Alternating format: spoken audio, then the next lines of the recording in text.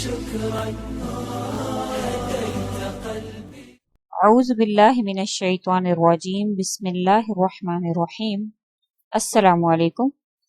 Peer Kamil channel ایک اور نئی خاص ویڈیو کے ساتھ آپ کی خدمت میں حاضر ہے۔ سب سے پہلے اگر آپ نے ہمارے چینل کو سبسکرائب نہیں کیا ہے تو آپ ہمارے چینل کو سبسکرائب کر دیں تاکہ ہماری ہر نئی آنے والی ویڈیو آپ تک پہنچ سکے۔ شکریہ۔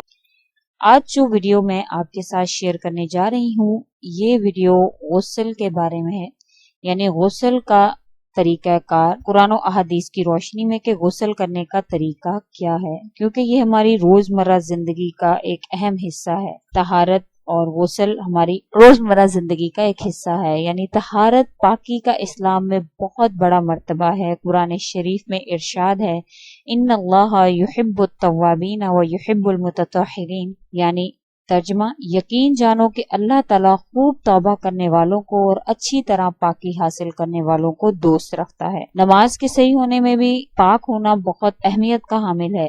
حدیث میں بھی آیا ہے، حضور اقدس صلی اللہ علیہ وسلم نے فرمایا ہے کہ کوئی نماز بغیر پاکی کے قبول نہیں ہوتی اور کوئی صدقہ حرام مال سے قبول نہیں ہوتا۔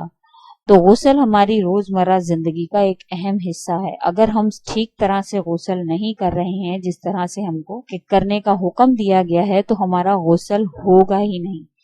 یعنی اگر ہم جو طریقہ کار غسل کا ہے، اگر ہم اس طریقے سے غسل نہیں کر رہے ہیں، صرف پانی بہانا ہی مقصد نہیں ہوتا ہے، غسل کا ایک مکمل طریقہ کار ہے جو مختلف احادیث میں بھی ہمیں ملتا ہے۔ تو اس کے مطابق جب غسل کریں گے تو انشاءاللہ اس کا مکمل جو فائدہ ہے وہ آپ کو طہارت، پاکی اور تسکین کے ساتھ ساتھ وہ مکمل آپ کو فائدہ بھی اس کا حاصل ہوگا۔ غسل کے جو ہیں وہ پہلے کچھ فرائض ہیں، کچھ اس میں سنتیں ہیں، کچھ غسل میں مکروہات، یعنی جن چیزوں کو مکروہ قرار دیا ہے اس میں وہ بھی چیزیں ہیں۔ سب سے پہلے جو ہے وہ فرائض غسل کیا ہیں، کہ غسل کے کون کون سے فرائض ہیں، کیونکہ فرض وہ چیز ہوتی ہے جن کو کیے بغیر آپ کو اس چیز کی افادیت حاصل نہیں ہو سکتی ہے۔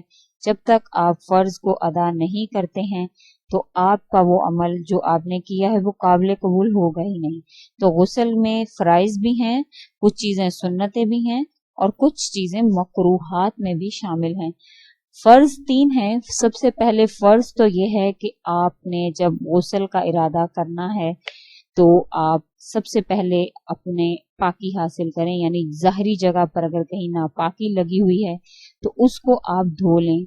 پھر آپ جو ہے اس کے بعد غسل کے جو 3 فرائض ہیں جو کہ ہمیں بتائے گئے ہیں کہ غسل کے 3 فرائض ہیں، سب سے پہلے جو ہے وہ آپ کو منہ میں پانی ڈال کر کلی کرنی ہے یہاں تک کہ آپ کا جو ہے وہ حلق تک پانی پہنچ جائے۔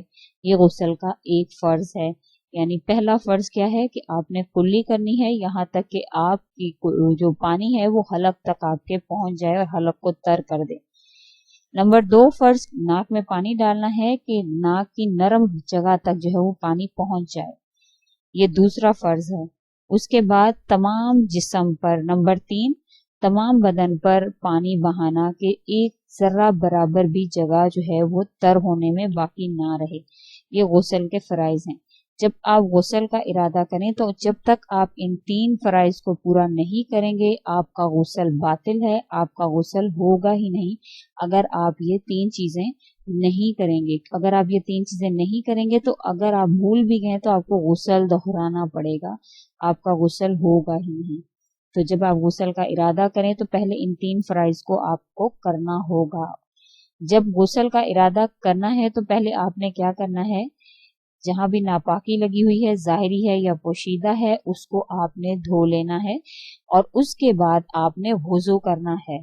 اگر آپ یہ 3 فرائض آپ کو یاد نہیں بھی رہتے ہیں تو آسان طریقہ جو حضور اقدس صلی اللہ علیہ وسلم کا ہے بتایا ہوا، تو حضور اقدس صلی اللہ علیہ وسلم غسل سے پہلے وضو فرمایا کرتے تھے، تو وضو میں یہ 3 فرض بھی آ جاتے ہیں، کیونکہ منہ میں پانی ڈالنا، کلی کرنا، ناک میں پانی ڈالنا، یہ 2 جو فرض ہیں اور یہ وضو میں شامل ہیں۔ اگر آپ کو یہ فرض یاد نہیں بھی رہتے تو آسان طریقہ کیا ہے کہ آپ وضو کر لیں گے اسی طرح جس طرح آپ نماز کے لیے وضو کرتے ہیں۔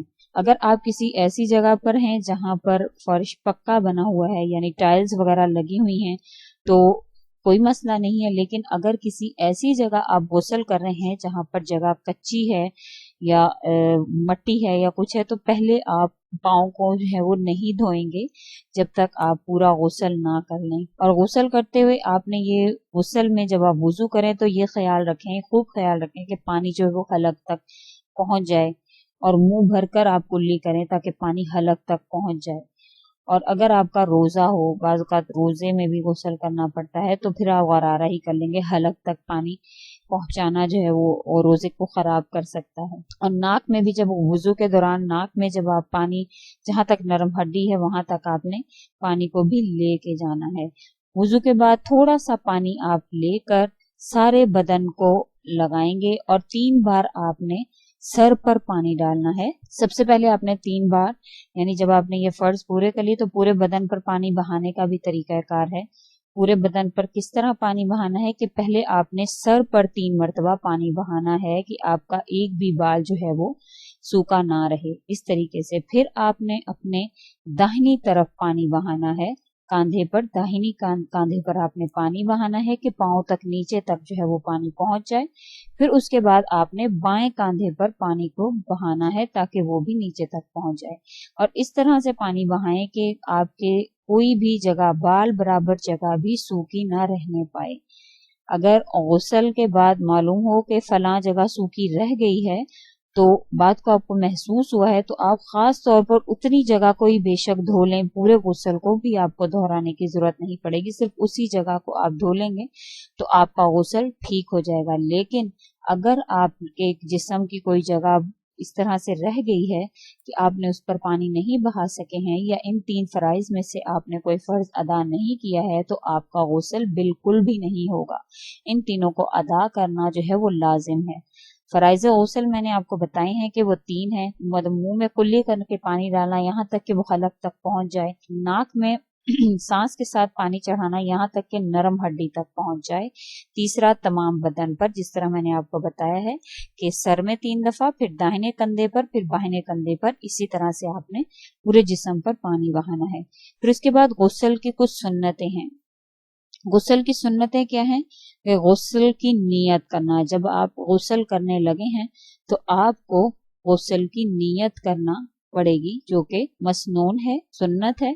यानी कि आप यानी जुमे की अगर आप गुस्ल कर रहे हैं तो आपको उसके मुताबिक नियत करना पड़ेगी कि मैं गुस्ल जो है वो जुमे का गुस्ल कर रही हूँ या कर रहा हूँ, या कुर्बत इल्लल्लाह, इस तरह से आपने उसकी नियत करनी है कि किस दिन की आप या आम गुस्ल कर रहे हैं, या जो भी आपने गुस्ल किया तो आपको उसकी नियत करना पड़ेगी। उसके बाद गुस्ल अव्वलन जो है वो दूसरे नंबर क्या सुन्नत है कि ज़ाहिरी नापाकी को दूर करना और इस्तंजा करना। ज़ाहिरी नापाकी जो भी लगी हुई होगी उसको धोना जो है ये भी सुन्नत में शामिल है। फिर वुजू करना, जैसा कि मैंने आपको पहले भी बताया कि नमाज में जिस तरह वुजू करते हैं और गुस्ल से पहले वुजू कर लिया जाए तो वो भी सुन्नत है। और बदन को खूब अच्छी तरीके से मलना ताकि जो है वो कोई भी किस्म की आपके जिस्म पर मैल या कुचैल बाकी ना रहे। सारे बदन पर 3-3 बार पानी बहाना ये सुन्नत है। वैसे अगर आप एक दफा बहा लेंगे तो वो फर्ज है, लेकिन 3 मरतबा बहाना ये सुन्नत है।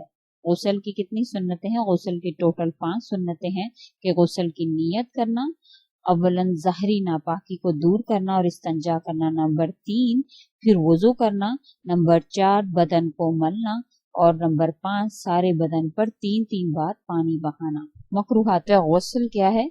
गुस्ल में कौन कौन सी चीजें जो है वो कराहत के साथ गुस्ल में मकरूहात, पानी का बहुत ज्यादा गिराना गुस्ल में मकरूहात में शामिल है। वो पानी को ज्यादा जाया करना या इतना कम पानी लेना कि आपका गुस्ल ही ना हो, और गुस्ल के दौरान बातें करना या बोलना, ये भी गुस्ल के मकरूहात में शामिल है। इससे एक और भी मसला सामने आता है कि अक्सर लोग जो है वो अंदर जाकर बाज दुआएं पढ़ रहे होते हैं, जैसे कपड़े पहनने की दुआ या कोई गुस्ल खाने में जाकर, तो आप अगर नापाकी दूर कर रहे हैं तो आपका वहां कलमा को पढ़ना या कलमे का पढ़ना आपके लिए जायज नहीं है, क्योंकि गुस्ल खाने में किसी भी किस्म का जिक्र या कुरानी आयात या इन चीजों को पढ़ना आपके लिए बिल्कुल भी जायज नहीं है। तो आपको क्या करना है कि अंदर अगर आप कुछ है, अगर आप दुआ कोई पढ़नी है या कुछ भी है, तो आप गुस्ल खाने से बाहर ही पढ़ेंगे, अंदर आपने जाकर वो दुआएं वगैरह नहीं पढ़नी है। क्योंकि मैंने अक्सर लोगों को मतलब सुना है उनसे कि हम गुसल खाने में जी कलमा पढ़ रहे होते हैं या कुछ, तो इस किस्म की कोई भी आपने आयत या जिक्र जो है वो आपने गुसल खाने में नहीं करना है। गुसल का जो मसनून तरीका है उसकी एक हदीस हजरत अमीरुल मोमिनीन हजरत आयशा रजी अल्लाह तआला अन्हा से रिवायत है कि हुजूर अक़दस सल्लल्लाहु अलैहि वसल्लम जब गुसल फरमाते तो पहले अपने दोनों हाथों को धोते थे, फिर दाएं हाथ से बाएं हाथ पर पानी डालकर नापाकी की जगह को धोते, फिर नमाज की तरह वुजू करते। इसके बाद हाथों की उंगलियों से सर के बालों की जड़ों तक पानी से तर करते। 3 लोग पानी सर पर डालते और फिर सारे बदन पर पानी बहाते थे। आखिर में एक दफा फिर दोनों पांव धोते थे। ये बुखारी और मुस्लिम शरीफ की हदीस है जिसे आयशा रज़ी अल्लाह तआला अन्हा से रिवायत किया गया है। तो गुस्ल का जो तरीक़ाकार है वो मुकम्मल हदीस से भी साबित है और उसके फ़राइज़, उसके मसनून तरीका, उसके मकरूहात भी मैंने आपको बता दिए हैं। अगर आप इस तरीके से गुस्ल करते हैं तो आपका गुस्ल मुकम्मल तौर पर इस्लामी और शरई तौर पर मसनून तरीके के मुताबिक है। इंशाअल्लाह ताला इस गुस्ल के बाद अगर आप कोई नमाज पढ़े हैं या कोई भी आप अमल कर रहे हैं तो अल्लाह के हुक्म से आपको उसका फ़ायदा ज़रूर हासिल होगा। तो आपने अगर पक्की जगह पर है तो पाँव का धोना लाजमी नहीं है। हज़रत आयशा रज़ी अल्लाह तआला अन्हा की हदीस में है कि हुज़ूर अक़दस सल्लल्लाहु अलैहि वसल्लम आखिर में जगह से जुदा होने से पहले अपने पाँव को धोते थे। तो वो उस ज़मीन के लिए है जो ज़रा कच्ची हो, क्योंकि उसमें पता नहीं होता है कि कुछ छींटे भी आप पर पड़ रहे हैं, तो आप उससे पहले पाँव को धोएंगे। लेकिन अगर पक्की जगह है तो उन पाँव का धोना लाजमी नहीं है। उसके बाद गुस्ल के बाद कपड़े से पूरे जिस्म को किसी कपड़े से साफ करना या पानी को खुश्क करना और ना करना, ये दोनों ही मसनून है। यानी गुस्ल के बाद बदन को किसी कपड़े से पोंछना भी साबित है और ना पोंछना भी साबित है। लिहाजा दोनों ही सूरतों में आपको इख्तियार है। अगर आप चाहें तो पूरे जिस्म को साफ कर लें, अगर आप नहीं चाहें तो नहीं भी कर सकते हैं। दोनों जो हैं वो तरीक़ाकार जो है वो हुज़ूर अक़दस सल्लल्लाहु अलैहि वसल्लम से साबित है। ये हदीस भी निसाई की जिल्द नंबर 1 सफ़ा नंबर 31 पर, तिरमिज़ी की जिल्द नंबर 1 सफ़ा नंबर 18 पर और शामी की जिल्द नंबर 1 सफ़ा नंबर 97 पर जो है ये हदीस लिखी गई है कि दोनों तरीके से आप सल्लल्लाहु अलैहि वसल्लम से साबित है कि गुस्ल के बाद जिस्म को पोंछना या ना पोंछना ये भी आपके अपने इख्तियार में है। तो इन चीज़ों को जो मैंने आपसे जिक्र की हैं गुस्ल के बारे में, इनका ख्याल रखें और अच्छी तरीके से पाकी को हासिल करें, क्योंकि फ़ायदा तभी होगा जब हम शरीयत के मुताबिक और हुज़ूर सल्लल्लाहु अलैहि वसल्लम के तरीक़ा के मुताबिक गुस्ल करेंगे, तभी हमें फ़ायदा हासिल होगा, वरना हमारी इबादतें भी बातिल हो जाएंगी और उसके बाद किए गए तमाम अमाल भी बातिल हो जाएंगे अगर हमें गुस्ल का सही तरह से फ़ायदा हासिल नहीं हुआ।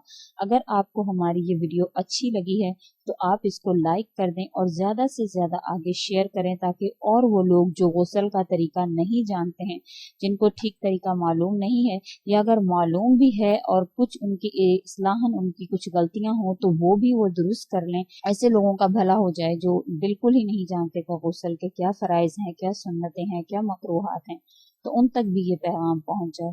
और अगर आपको हमारी वीडियो अच्छी लगी है तो हमें ज़्यादा से ज़्यादा कमेंट में अप्रिशिएट करें, ताकि आइंदा भी हम ऐसी वीडियोस लेकर आपकी खिदमत में हाजिर हो सकें। और अगर आप इस वीडियो के अलावा कोई और चाहते हैं कि हम आपके साथ जो है वो वीडियो बनाकर शेयर करें, तो वो भी आप हमें कमेंट में लिख सकते हैं। इंशाअल्लाह ताला जिस वीडियो के बारे में आपने कहा होगा मैं पूरी कोशिश करूंगी कि उसके मुताबिक वीडियो बनाकर ज़रूर अपलोड करूं।